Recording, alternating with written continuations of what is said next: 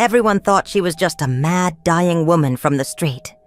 But the day she died, a strange lawyer came looking for Dio, and what he brought would change everything. Dio was just a nobody, an orphan, a young man surviving in the Lagos market. He had no mother, no father, no siblings. His bed was the cold floor behind a pepper stall. His pillow, a torn sack of rice. Every morning he woke before the sun. He swept the front of the shops, pushed carts for angry customers, and washed plates in exchange for leftover rice. He wore the same faded shirt for weeks. His slippers had holes the size of coins, but he smiled anyway. That's the strange thing about Dio. He had nothing, but still gave everything. He greeted everyone with respect, helped old women lift buckets. He gave hungry children his last banana, even when his stomach growled. Then one evening, everything changed. It started with rain, not a drizzle, a heavy storm that turned the market into mud. As people rushed for shelter, Dio saw something moving near the trash pile. It was a woman. She was shaking. Her clothes stuck to her skinny frame. Her feet were bare, her hair matted with dirt. People looked, then laughed. Mad woman. Where did this ghost come from? Don't go near her. She might curse you. But not Dio. He ran to her, took off his only shirt, covered her shoulders. Then he handed her his bread, the one he had saved for dinner. Her hands trembled as she held it.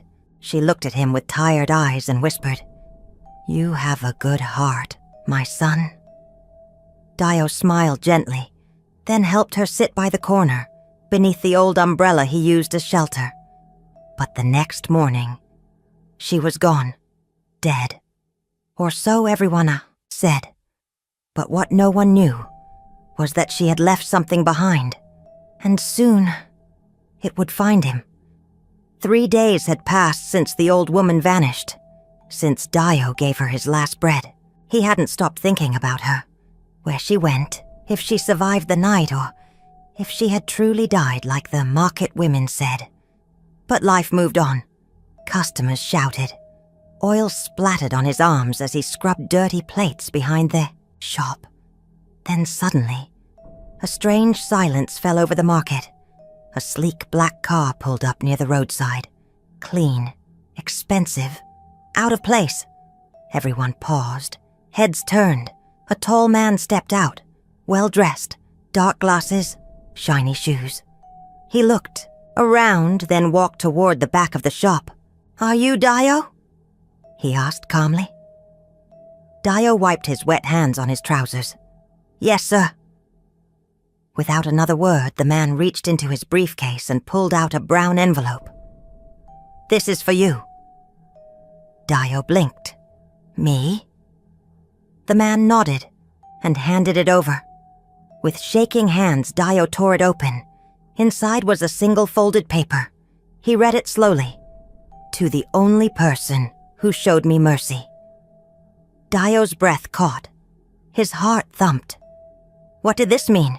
The man leaned closer and said softly, "The woman you helped that night, she wasn't mad." Dio looked up sharply.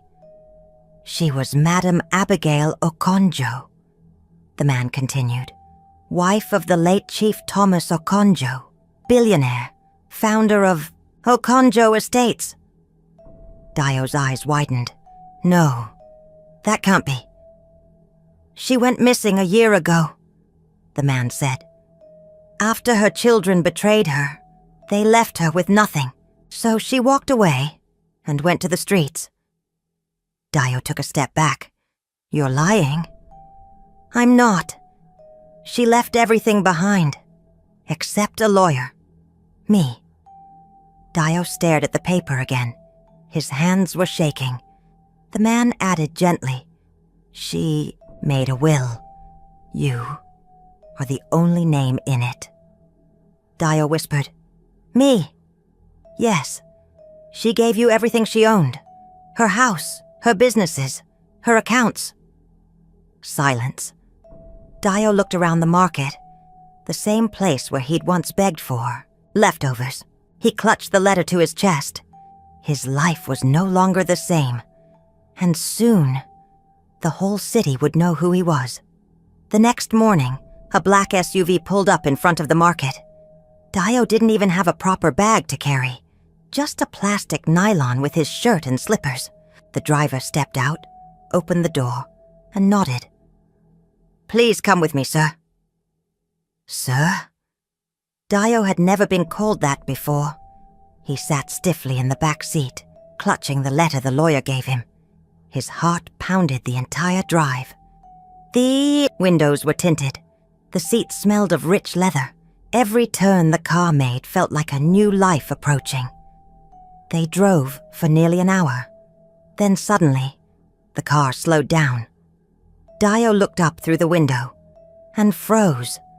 In front of him stood a mansion, taller than his secondary school, wider than any hotel he had ever seen on TV. White marble walls, golden gates, a fountain shaped like angel wings. Flowers lined the entrance like a royal palace. Staff in clean uniforms stood by the doors. As soon as Dio stepped out, one of them bowed and said, "Welcome home, sir." He couldn't speak. He just followed the lawyer inside. The living room looked like something out of a dream. Massive chandeliers, crystal tables, walls made of glass. Then the lawyer pointed to a giant flat screen on the wall. He pressed a button. A video began to play. Dio gasped. It was her, the old woman. But this time, she looked different. Her face was clean, her hair combed neatly. She wore a silk gown and gold earrings. She smiled softly in the video. "If you're seeing this, I'm gone. But you gave me food when I had nothing. You covered me when the world looked away. That's why I'm giving you everything I own. This house, my companies, my lands, it's all yours, Dio." Dio's knees nearly buckled. He grabbed the armrest for support. His mouth opened, but no words came out. The lawyer handed him a folder. Inside, bank statements, land documents, and a golden keychain. Dio had become a billionaire. From washing plates to owning empires, all because of one act of kindness. News spread like wildfire. The boy who used to push wheelbarrows now owned mansions. The same Dio who washed plates for jollof crumbs had become a billionaire overnight. People couldn't believe it. Shopkeepers whispered. Some clapped when he passed. Some just stared, mouths open. Mama Cootie, the tomato seller, held her chest and said, "Is this the same Dio who used to sweep here?" Others weren't so kind. "Must be fake," one man said. "Or maybe he's working with ritualists." Dio didn't argue. He just smiled politely. He packed his small nylon bag, the one with his only 2 shirts and slippers, and quietly returned to the shop where he used to sleep. He knocked once. The owner came out, shocked. "I came to say thank you," Dio said, then handed him a sealed envelope. "No one will trouble your shop again." As he stepped back into the street, people rushed him, phones in the air. "Selfie, Dio! Help my business! Buy me a house, too." But he didn't say much. He just nodded and walked away. Later that night, he stood alone in the center of the massive marble-floored mansion. No voices, no noise, no market sounds, just silence. He walked to the corner of the room and sat on the floor, barefoot. He looked around. Gold, chandeliers, white curtains swaying in air-conditioned wind. But he missed the noise of the market. He missed the cold cement he used to sleep on. And more than anything, he missed her, the woman who once said, "You have a good heart, my son." Dio lit a small candle, even though the lights worked, then whispered softly, God, what do I do with all this? The next morning, Dio didn't sit in luxury. He didn't go shopping. He didn't buy a new phone. He stood in front of the mansion, barefoot, thinking. Then he pulled out his phone and called a contractor. "Break the east wing," he said. "Build 20 rooms. Build a kitchen. Build hope." The contractor paused. "Hope?" Dio nodded. "Yes, for the people no one sees." Work began immediately. For weeks, hammers echoed through the once quiet estate. Walls came down, floors were raised, pipes were fixed, and slowly, something beautiful began to rise from the ruins of Abigail's pain.